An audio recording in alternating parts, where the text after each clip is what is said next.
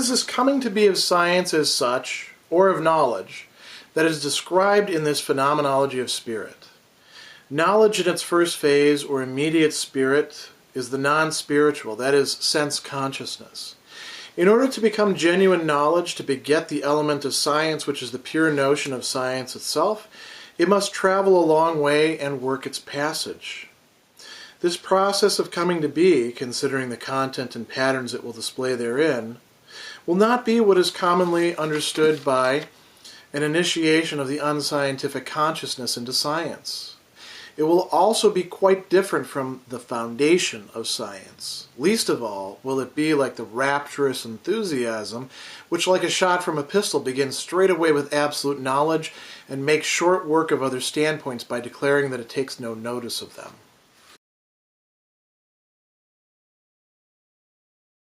So from section 26 we realize that on the one hand the individual needs, in order to develop, in order to truly express what they are as spirit, as Geist, science, and on the other hand science is in a, even when it's developed, a sort of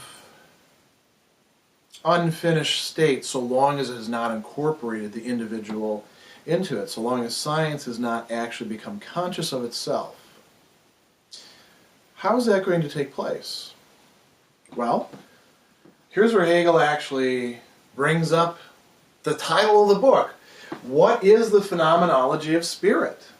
He says, it's this coming to be of science as such, or knowledge, that is described in this Phenomenology of Spirit. Now, why did he pick that title? Well, spirit, Geist, mind, encompassing everything from philosophy to religion to law to culture, to the natural sciences, to the arts. All those sorts of things are comprised within Geist. So the Phenomenology of Spirit, Phenomenologie des Geistes, what is that about? It's about all these human activities, endeavors, achievements. So what does the phenomenology mean then? Well, if you think about the Greek term, the phenomene, that which appears, phenomenology would be the science or the study of what's appearing. How is it appearing? Well, it's appearing in a lot of different ways, but it's appearing differently over time. And Hegel is seeing a progress. Not a progress in the sense of a steady drumbeat, everything just keeps getting better and better. It's possible to have setbacks. As a matter of fact, if we take away where Hegel, probably went wrong in thinking that history ended essentially in 1807, we might even think that the 20th century and part of the 21st century might have actually been a period of decline as far as the development of the dialectic. Perhaps we need to rise up yet again. That's a bigger question that I just throw out there. Let's go back to this actual chapter then. Or not chapter, but section. He says, knowledge as it begins, immediate spirit in its first phase, is the non-spiritual. Why? I mean, it's mental, right? Knowledge is in our heads. Well, remember, it has to have that sort of reflexivity. It can't just be something in a book over there, something that could be turned into, say, an algorithm, something that can be totally external to a subject. Knowledge has to actually become subjective in the sense of becoming not necessarily aware of itself as a bit of knowledge, like a book looking at itself, and thinking about itself, but through us. Through us. We are the ones who bring spirit into the equation.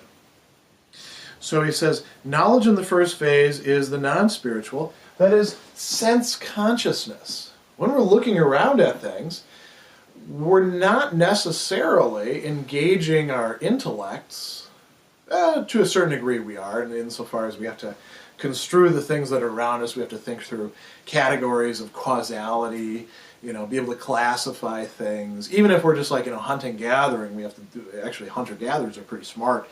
You have to do a lot of problem solving and speculation. But still, it's tied primarily to sense impressions, to sense consciousness, to being taken up by the world around us. And if we think about pleasure and pain that way, very basic sense experiences, part of our sensibility, our manifold in that way, that's non-spiritual. It's not going to actually lead to great development unless something else comes into the picture. And that unless is really key here. So he says, in order to become genuine knowledge, in order to beget the element of science, which is the pure notion of science itself, pure notion or concept.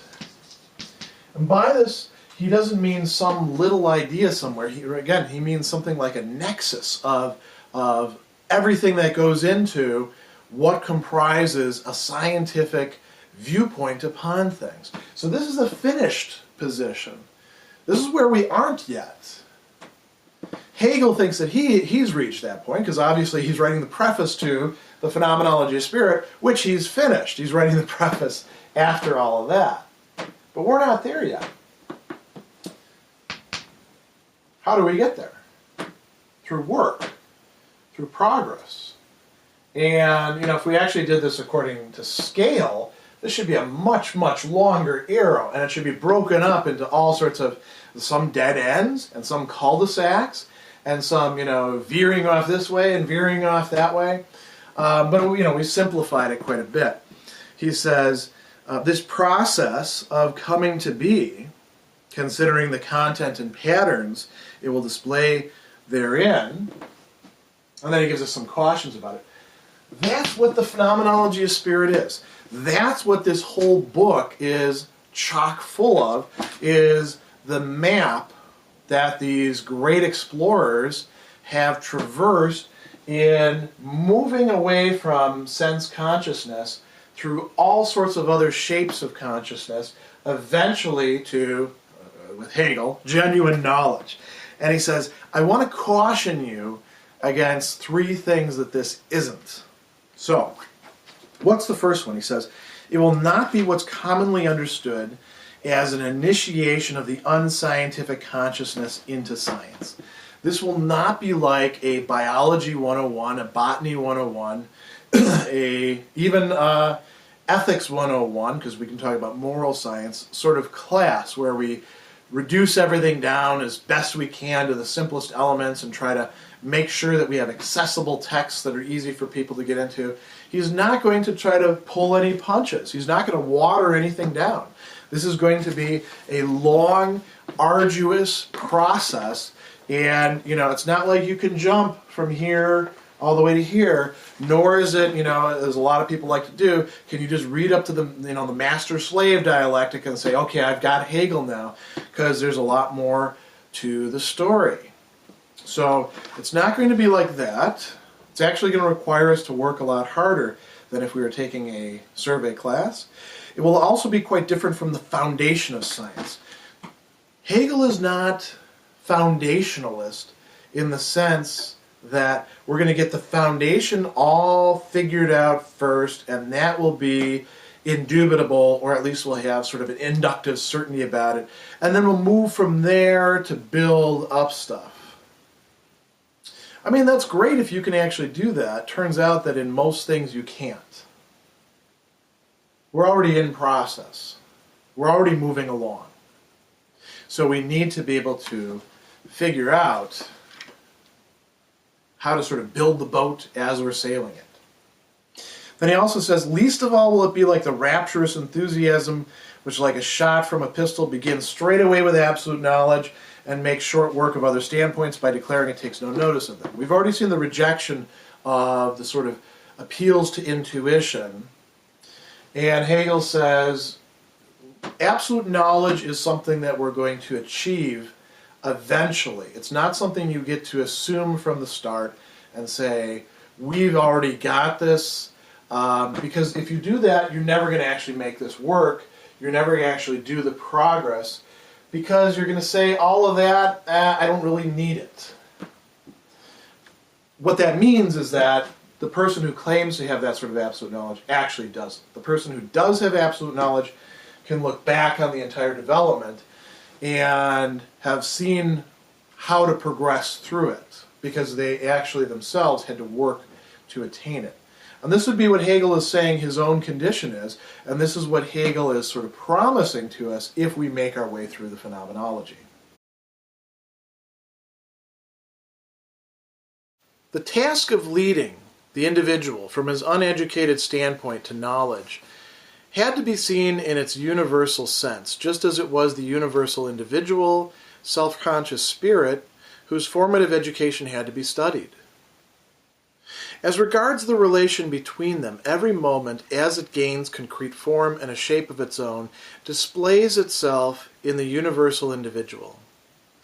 The single individual is incomplete spirit, a concrete shape in whose whole existence one determinateness predominates, the others being present in a blurred outline. In a spirit that is more advanced than another, the lower concrete existence has been reduced to an inconspicuous moment. What used to be the important thing is now but a trace. Its pattern is shrouded to become a mere shadowy outline. The individual whose substance is the more advanced spirit runs through this past just as one who takes up a higher science goes through the preparatory studies he has long since absorbed in order to bring their content to mind. He recalls them to the inward eye, but has no lasting interest in them. The single individual must also pass through the formative stages of universal spirit so far as their content is concerned, but as shapes which spirit has already left behind, as stages on a way that has been made level with toil. Thus, as far as factual information is concerned, we must find that what in former ages engaged the attention of men of mature mind has been reduced to the level of facts, exercises, and even games for children. And in the child's progress through school, we shall recognize the history of the cultural development of the world traced, as it were, in a silhouette. This past experience is the already acquired property of universal spirit, which constitutes the substance of the individual, and hence appears externally to him as his inorganic nature. In this respect, formative education, regarded from the side of the individual, consists in his acquiring what lies at hand, devouring his inorganic nature, and taking possession of it for himself. But regarded from the side of universal spirit as substance, this is nothing but its own acquisition of self-consciousness, the bringing about of its own becoming and reflection into itself.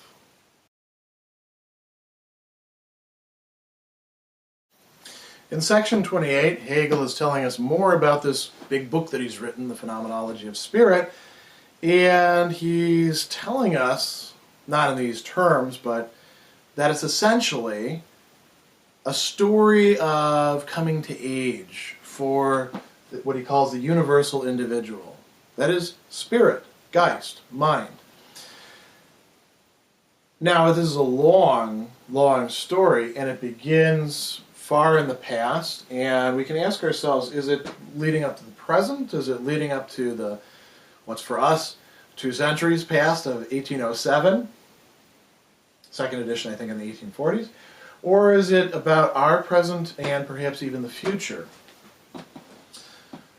Those are things that we need to clarify. And how far back in the past does it go? But now is not the point for us to actually try to set those determinations down hard and fast. We want to see what's the general structure of this, and how does it connect with other individuals. So, for example, ancient Greeks, Socrates. Is Socrates somebody who could be thrust into the present as is, like, for example, that recent book, Plato at the Googleplex? You just sort of update him and bring him in and sit him down, and he gets up to speed pretty quickly, and then starts asking a lot of questions. Could we do that sort of thing? Perhaps we could, because those were individuals who were what we call world historic. They were furthering the advance of spirit. They were making some sort of advance. They were developing things beyond where they were, what they found, and they were doing so through the development of their being, of their consciousness. But they only went from here to here, and maybe another individual goes from here to here, and another individual goes from here to here. And again, if we were trying to depict the dialectic, we would need one gigantic arrow, and the little advances would be considerably smaller. Some of them would be longer than others, but they wouldn't be that direct. So he said the task of leading the individual from his uneducated standpoint in the past or in our contemporary present had to be seen in its universal sense, just as it was the universal individual, self-conscious spirit whose formative education had to be studied. Studied by who? Well, studied by Hegel. Studied by others before him, because Hegel doesn't see himself as having no predecessors whatsoever. It's not as if nobody has ever studied the development of culture and the process by which, and this is something just amazing about human beings, we don't have to reinvent everything every single generation, so long as culture can bring us up to speed through our processes of education and development as new individuals.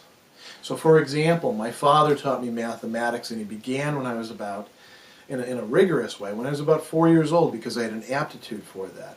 Now, he was able to use a calculator to get me interested in it, so there's a little technological device, and that could have only happened in the 1970s or afterwards.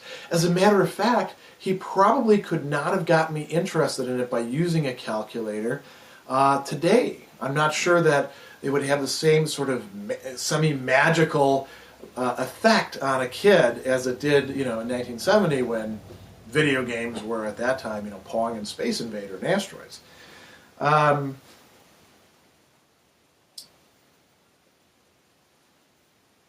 What's going on through this entire historical process of development? One of the terms that Hegel is not using so much here, but are going to be playing a major role, is in German, Gestalt. It's often translated as form or shape, structure. When we talk about Gestalt philosophy, we mean the properties that a whole has when it's put together that are different than the parts. So for example, this diagram is a Gestalt because each of the elements is arranged in relation to each other, and it would not have the same meaning if we took out some of the things. Now, Hegel talks in terms of Gestalten, that's the plural, shapes of consciousness. So we're talking about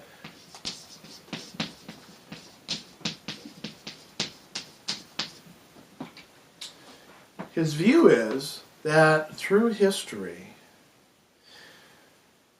people are sort of working out these dynamics.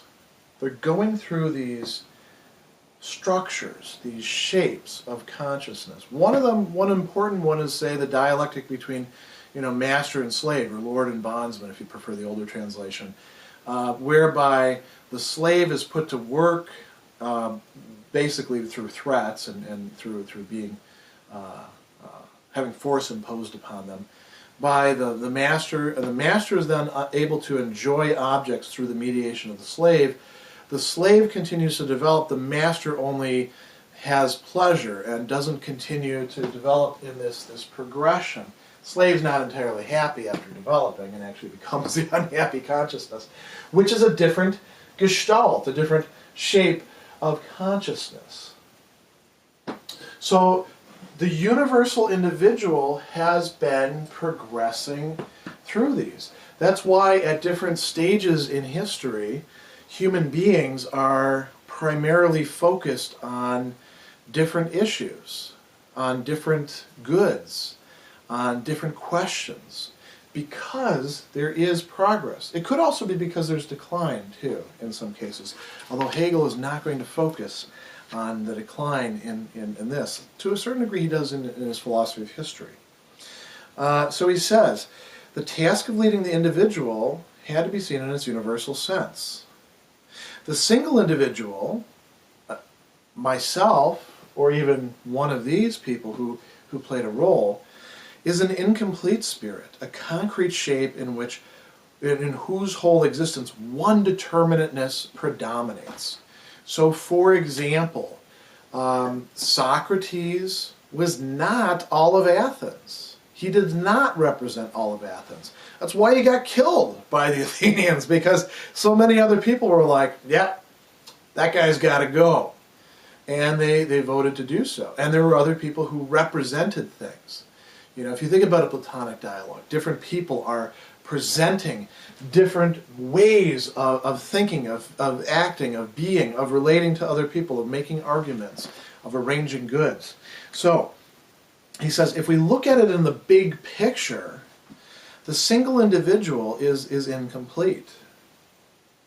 In a spirit that is more advanced than another, the lower concrete existence has been reduced to an inconspicuous moment. This is a key idea. So there's actually progress. In a spirit or an individual who is lower, again, if we want to use this little schema here, the O person has incorporated what the X person has, and now they're going forward, and they're taking what they've got, and then this person takes what they've got, and they go forward with it as well. So, you know, we can think about this in economic terms. You know, as wealth is acquired, families are able to do more with that wealth. If we think about knowledge, about the advances that we have seen in you know, all sorts of fields of knowledge, we could think about this in terms of the arts, in terms of the humanities, in terms of learning how to actually live a life where you're not a jerk to other people. All of these sorts of things. When we have progress, this is going to bother some people. The people who are back here on the hind end, they become these sort of shadowy, almost non-entities, except insofar as they had something to transfer to us. They almost don't matter as far as the universal process goes. Except that's not really the case. Let's go on and see what else he says. He says, the individual whose substance is the more advanced spirit runs through this past just as one who takes up a higher science goes through the preparatory studies. In order to bring the content to mind, he recalls them to the inward eye, but he has no lasting interest in them. So when we look again, for example, at the master-slave dialectic, we're not looking at that because we think that's the pattern for all human society. This is one way in which a lot of people go wrong in interpreting Hegel. We're looking at it because it was important in the past and did set the framework for things, but didn't absolutely determine them. And we're looking at it precisely because it has been surpassed, according to Hegel. Not surpassed in the sense that, you know, we've dealt with all violence, all expropriation, all you know, exploitation of a human being by human beings, but because we've gone on to more complicated forms that are, in a certain respect, more interesting and more enduring. And if we want to see where we've come to and fully understand it, we need to look back into this past and look at all the previous shapes of consciousness. So he says, the single individual must pass through the formative stages of universal spirit so far as their content is concerned, but as shapes which spirit has already left behind, as stages on a way that has been made level with toil. It's because of the work that was done in the past that we're able to actually look back at the past and say, that's what was going on with them, that's what was important with them. Doesn't have absolute importance the way that they assumed that it did. Let's think, for example, about the Reformation and the wars of religion and the fact that these people were willing to not only kill each other over that, I mean, getting people to kill each other is not really that difficult. What was really troubling about the wars of religion was that people were willing to lie. And you might say, oh, religion, people are always willing to lie. Well, no. If you look and you actually do your historical research, which doesn't just mean reading some books or watching the History Channel, that means actually sort of immersing yourself in the literature of that time, trying to get the mindset, trying to wrap your head around the shapes of consciousness of that time, you realize that this really troubled people. That's just one example. We can go back and we can look, but the path has been made flat for us to go back and do so. And it's even more so since we've got it here in a book, which is supposed to encapsulate all the important shapes of consciousness. So he says, as far as factual information is concerned, we find that what in former ages engaged the attention of men of mature mind has been reduced to the level of facts, exercises, and even games for children. Think, for example, if you know anything about the history of mathematics, about the development of the integral calculus. Now, most people, you know, if they're doing high school, they're not going to actually get to calculus, and most people are probably not going to study calculus if they go to college. But calculus is really, you know, sort of a building block for further things, and it's a lot of fun, actually. But I have to say, because I really enjoyed learning calculus, because I learned about, you know, the theories of it when I was an undergraduate, the theory of limits. Leibniz had to work his butt off, and so did Isaac Newton, in order to be able to figure this stuff out. How are you measuring rates of change? They had to wrap their heads around it. It wasn't just like playing with the numbers and getting the numbers right. It was coming up with a metaphysics that then the notation could go into, and they actually got into a big tiff about who invented it first. We can teach it as a textbook. We can teach it to people who aren't even particularly bright or motivated, because it's from that past. So he says, in the child's progress through school, and this is of course somebody who actually goes, you know, to a school where people care, where they teach things, where they're not totally distracted by, you know, we could go on and on. The child progresses through school, we shall recognize the history of the cultural development that the world traced, as it were, in a silhouette. In a silhouette. Now think about what a silhouette is. It's not the thing itself, it's only the image of it, and it's not even the full image, it's only the outline of it. It says, this past experience is the already acquired property of universal spirit, which constitutes the substance of the individual, and hence appears externally to him as his inorganic nature. So, you know, education comes to us from the outside, we feel. You know, sometimes educators want to say, educare means leading outward, but actually a lot of education is just imposing stuff on students and saying, read this book and do these exercises. And it feels very external.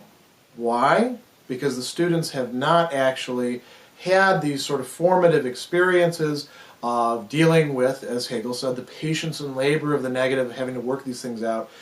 But we're able to enter into those sorts of things imaginatively by looking at this entire progression and focusing on these states of consciousness and sort of placing ourselves within the middle of the story.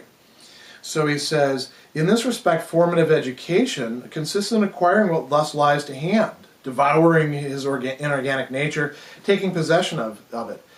But, regarded from the side of universal spirit as substance, this is nothing but its own acquisition of self-consciousness, the bringing about of its own becoming and reflection into itself. So this progress of history, the history of human beings, is leading to a limit point where science can at last become conscious of itself.